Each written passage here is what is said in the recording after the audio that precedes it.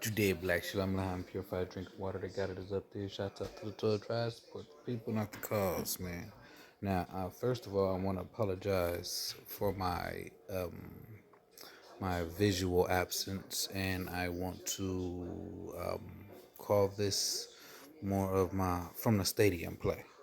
Okay, as you see, I'm not present, but we still getting into information. So these next few videos are gonna be like this from a stadium stands perspective, meaning I will be taking a visual absence for the next 10 videos, maybe 12 videos, could be more, but I'll see you guys soon, and as always, support the people, not the cause, man. And anyway, yeah, you're gonna hear the same audio for each one of those videos too. So if you click the last video, you heard this, and if you click the next video, you're gonna hear the same thing. But this is how we do it from the stadium stands. But yeah, just to keep it up to date, we're gonna be talking about Enoch and all kind of stuff, from Enoch to Jacob to the TNK. Another thing on top of another thing. What I mean by stadium stance is, I have my left fields and I have my right fields. I said there's gonna be no center fields or shortstops yet, but this was more like stadium stands because for one, I'm taking a visual absence. I'm like out there in the crowd on this one, and for two, it's kind of like me sitting back. I'm not pushing this, trying to convert, or like I said, or do anything other than provide information. So that's what I mean by stadium stands. I'm gonna take a back seat on this one and watch the game. Okay, if that makes any sense to you. Wish y'all could see me do this when I do this. Cue that music I like. Slave, trying to polish this ball and this chain, cause I don't think twice. Just keep it out of my sight there. Well, bitch, don't kill my vibe. Oh, bitch, don't kill my vibe. Well, After the incident with Laban that saw Laban leaving Gilead and agreeing to leave Jacob alone, Jacob and his family also went on their way, only to soon find themselves in the company of angels.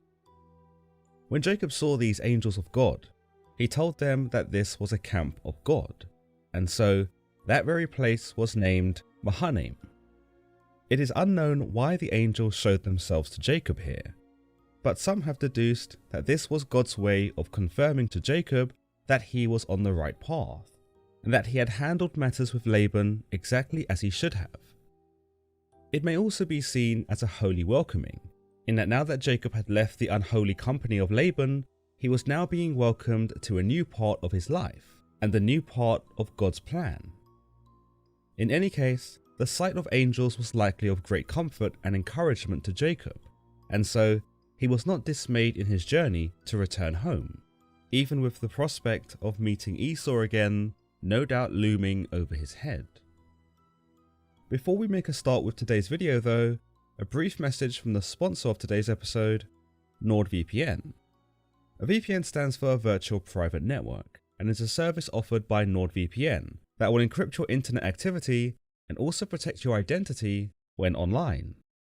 With so much of our sensitive information now stored online, from bank details to home addresses, internet security is a must-have for any browser of the web. NordVPN will ensure that all of your internet usage is redirected through a specially configured remote server, which will see your IP address hidden and encrypt all the data you send and receive. This means your data will be unreadable to any would-be hackers, so there's no need to worry about connecting to the Wi-Fi at the airport or at your local coffee shop, because with NordVPN, your passwords, banking details, credit card numbers, and other private details will all be encrypted. Personally, I've used Nord to get peace of mind when accessing public Wi-Fi. Not only can I browse with confidence, but I can rest assured that my data isn't being spied upon or accessed by any dubious characters.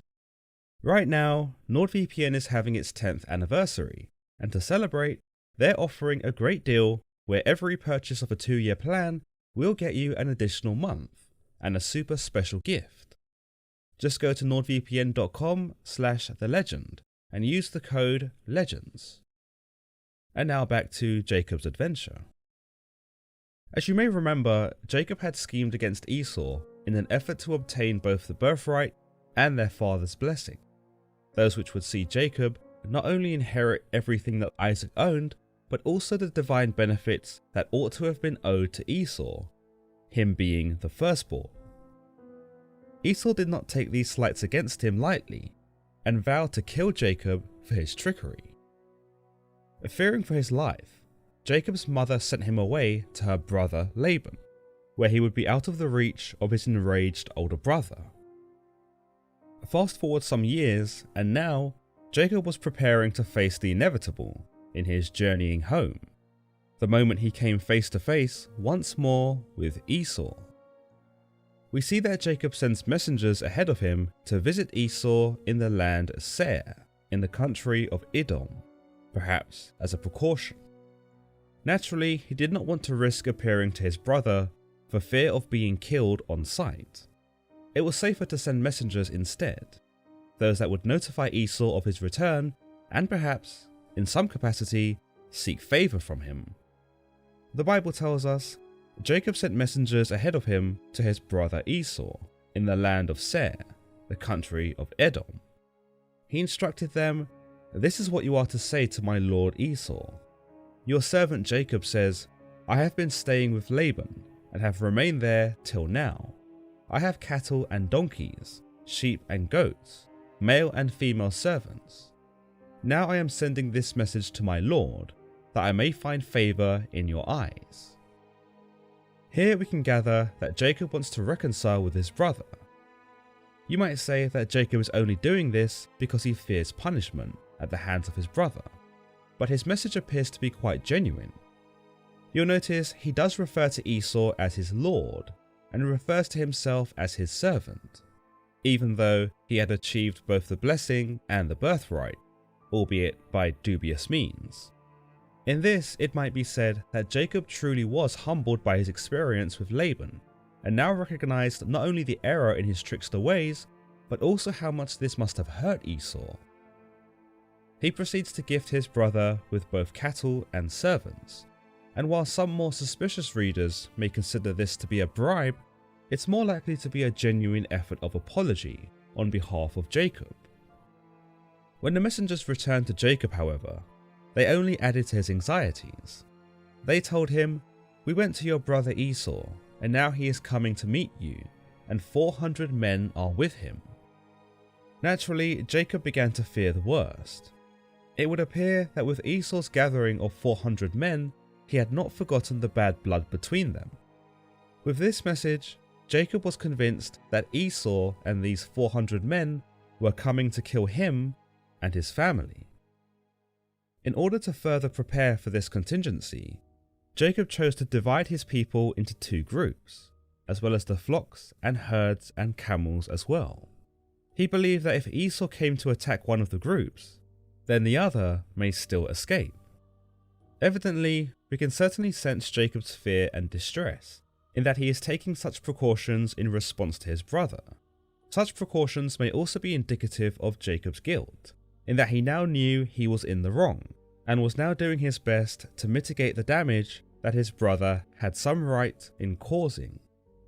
In this, believers may draw the conclusion that if one is to wrong another, comeuppance is inescapable, as Jacob was most certainly beginning to understand. Interestingly, we see Jacob yet again struggle with his belief in God, for though he had just met with the angels, which confirmed his allegiance with God, he still experiences such dread of Esau and prepares for the worst outcome, perhaps highlighting his precarious faith. But in order to remedy this, we do see Jacob pray to God, stating, "O God of my father Abraham, God of my father Isaac, Lord, you who said to me, 'Go back to your country and your relatives, and I will make you prosper.' I am unworthy of all the kindness and faithfulness you have shown your servant. I had only my staff when I crossed this Jordan, but now I have become two camps. Save me, I pray, from the hand of my brother Esau, for I am afraid he will come and attack me, and also the mothers with their children. But you have said, I will surely make you prosper, and will make your descendants like the sand of the sea, which cannot be counted." Here we see that Jacob has become more attuned with God, in that in his time of need, he does turn to his Lord instead of scheming any further. He acknowledges his God's promises and comes to the realization that his God would not lie to him, and that if he had already promised that he would make him prosper and that his descendants would be many, then it would surely come to pass. In this, believers may derive that clarity can come from prayer, and that no matter how bleak a situation may be, relief may come simply from conversing with one's God. Here in this instance, Jacob also comes to realize that his God had not abandoned him thus far, and so it was foolish to believe he would do so now. He is also authentic with his God, explaining his fears of Esau and his trepidation at having to face him again, which then, you might say, allows God to give Jacob the strength to do so. In another moment of growth, we also see Jacob reducing himself to nothing and shedding his ego by declaring that he is not worthy of all of his God's mercies, showcasing not only his humility, but also his succumbing to his God. He then spends the night here, at this spot, and from his possessions on hand, he selected a gift for Esau. The gift, however, was by no means a meagre offering, for he selected 200 female goats, 20 male goats, 200 ewes, 20 rams, 30 camels with their young, 40 cows, 10 bulls, 20 female donkeys, and 10 male donkeys. He also put these animals in the care of his servants and instructed them to go ahead of him as they ready to cross paths with Esau. Here we see that Jacob truly does wish to make amends with his brother, and by offering such an impressive gift, there can be no doubt as to how remorseful he really is. However, you might also say that whilst Jacob did not intend to receive anything of a physical gift in return, he was perhaps hoping to earn his brother's favour, and in effect, buy his way back into his brother's good graces. It's interesting that after having just prayed to God to deliver him, Jacob returns to his own schemes again, for if he truly did trust his God, he wouldn't have sent his servants with a gift, but would have instead gone to meet his brother on his own. We see him instruct his servants that, when my brother Esau meets you and asks, "Who do you belong to, and where are you going, and who owns all these animals in front of you?" then you are to say, "They belong to your servant Jacob. They are a gift sent to my lord Esau, and he is coming behind us." Once more, we see Jacob address himself as Esau's servant, and it becomes apparent that he wishes to make it clear that he concedes before his brother and wishes not to challenge him. He also instructs the servants that you are to say the same thing to Esau when you meet him, and be sure to say, "Your servant Jacob is coming behind us." For he thought, "I will pacify him with these gifts I am sending on ahead. Later, when I see him, perhaps he will receive me." The Bible tells us that that night the gifts went ahead of Jacob, but Jacob himself spent the night in the camp. That very same night, we see Jacob take both Rachel and Leah, as well as the 2 female servants and his 11 sons, and cross the ford of Jabbok. After having sent them across the stream, he sent over all of his possessions. This in effect left Jacob alone on the east side of the Jordan River, with none of his possessions, his family, or schemes. It is unknown how Jacob spent this night, but it might be theorized that he spent this night praying to God. However, you might also say that with Jacob finally alone, God was able to command his unmitigated attention, and thus was able to manifest before him in the presence of a man.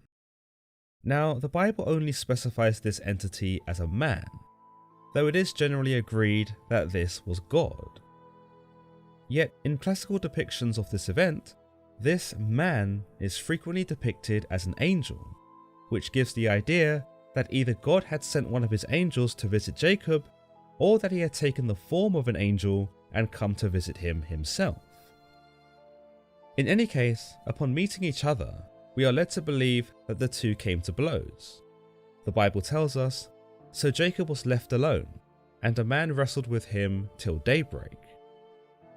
Now this man, whose identity we can agree was God, engages with a physical confrontation with Jacob. For many, this is a symbolic representation of Jacob's relationship with God, in that he struggled time and time again against God with his need to scheme and strategize. To some, it may also be representative of Jacob's inability to completely trust his God, and that this could be metaphorized as a fight. Yet, in another idea, God can be seen as the instigator of this fight, for the Bible tells us that this man wrestled with Jacob, implying that this man confronted Jacob. It might be said that this was God at his last straw with Jacob, and that because Jacob had not fully accepted him when he offered him kindness, he now resorted to offering him a beating instead. In this encounter, one might say that God was demonstrating his strength in the only way that Jacob could understand, and in doing so, he hoped to prove Jacob once and for all that no one was as strong as him. We have some idea as to how the fight went down, and for those who don't know the story, you might find it quite surprising. We know that Jacob wrestled this man until daybreak, revealing that somehow Jacob was able to hold his own against God throughout the entire night, and there is an implication here that despite God's almighty strength, Jacob managed to earn a stalemate. Many thus have pondered on how Jacob managed to keep up his struggle throughout the entire night, and there are many ideas. Some state that this was exemplary of Jacob's stubbornness and his unwillingness to fully trust God. Others believe that God had only used a fraction of his power, and that if he wanted to crush Jacob, he very well could have, but wanted to exhaust Jacob to show him the folly of his ways. It might also be said that God reduced his own power to match Jacob's, so as to ensure a fair fight, which is why neither of them appear to achieve the upper hand. But the Bible then tells us, when the man saw he could not overpower him, he touched the socket of Jacob's hip, so that his hip was wrenched as he wrestled with the man. Then the man said, "Let me go, for it is daybreak." Here we see the man, or God, turn the tide of the battle almost instantly, by merely touching Jacob's hip. It is here that believers point to the power of God, in that though he seemed to struggle himself against Jacob's strength, in the end, he could have won the battle at any time by a mere touch. Jacob's hip is pretty much dislocated by this single contact, and with this move, there can be no doubt as to which of the two was stronger. Though props to Jacob for quite literally boxing with God in the first place. Believers may also see this encounter as a metaphor for man's arrogance, in that there are times that man may see himself above God, or on God's level, much as many of the characters in the Bible do, and whilst they may seem as powerful as God, as Jacob appears here, they are ultimately undone with the slightest of strokes. It might be agreed by believers that God allows man to soar with his arrogance only so that he may crash and orchestrate his own punishment. In Jacob's case, he suffers a painful injury by having his hip dislocated. What's interesting is that having dislocated Jacob's hip, God still requests Jacob to let him go, though this is much less a plea but more of a command. He wanted Jacob to release him as a sign of the man's own submission, but to his credit, or foolishness, Jacob does not submit. Even with a dislocated hip, Jacob replies, "I will not let you go unless you bless me." We see a more candid portrayal here of Jacob's determination and resistance. Despite the struggle, he refuses to let go of God, and though this may appear blasphemous, it also highlights Jacob's resilience, something we know he has in abundance, given his servitude to Laban. Having been struck on the hip, he knew he could not defeat his opponent, but he still clung on, hoping to gain something from this encounter. What's even more interesting is that Jacob appears to recognize this man as God, given that he asks him for a blessing, and instead of collapsing before God in defeat, chooses instead to hold on to him. Believers may argue that this isn't necessarily a bad place to be, and that this is symbolic of Jacob having finally accepted his God. For now that he stood alone, without his schemes, without his family, and without his possessions, he had only God to hold on to. In this, you might say that it is in Jacob's weakness that he prevailed, for in his most dire moment, he clung to God. "What is your name?" the man is shown to ask Jacob, and when Jacob answers, the man tells him, "Your name is no longer Jacob, but Israel, because you have struggled with God and with humans and have overcome." Here Jacob earns himself a change in name, where he is believed to go forth as Israel, sharing the name of the country to be. To some, the name Israel is to mean one who struggles with God, which is perfect for one such as Jacob, both on a spiritual and now a physical level. Yet a more principled definition suggests that Israel means God rules. In this, you might say that this was God's way of recognizing Jacob as finally having learned his lesson, and finally having reconciled that his God was the only way. So it is interesting that Jacob is still referred to as Jacob in the subsequent chapters, far more than he is referred to as Israel, perhaps suggesting that even with this recent encounter, Jacob never really did come to trust God completely. When Jacob inquires as to who the man is, the man responds indifferently, asking him, "Why do you ask my name?" It was probably a pointless question for Jacob to ask, given that this was obviously God, and Jacob knew this was God, having asked for his blessing. But again, you might say that this was Jacob yet again seeking confirmation for having not truly believed what was happening before his eyes. But in any case, God does not address this, and proceeds to bless Jacob all the same. After this, Jacob is seen to name the place where they fought as Peniel, saying, "It is because I saw God face to face, and yet my life was spared." This name, Peniel, was believed to have meant the face of God, for here Jacob had seen God with his own two eyes, albeit God in the form of a man. He appears to be grateful for having his life spared, for he recognized that he was probably one of the only people thus far to have engaged God with such an affront and lived to tell the tale. Such was the mercy of his God. The Bible concludes the chapter by telling us, "The sun rose above him as it passed Peniel, and he was limping because of his hip." Therefore, to this day, the Israelites do not eat the tendon attached to the socket of the hip, because the socket of Jacob's hip was touched near his tendon. Here we understand that Jacob limped for the rest of his days because of the injury he had sustained at the hands of God. In a poetic kind of way, you might say that whilst Jacob might have continued to second guess his God, he would never forget him, for forevermore he would be reminded of his Lord with every step he took, a painful reminder of how he was once conquered by the Almighty.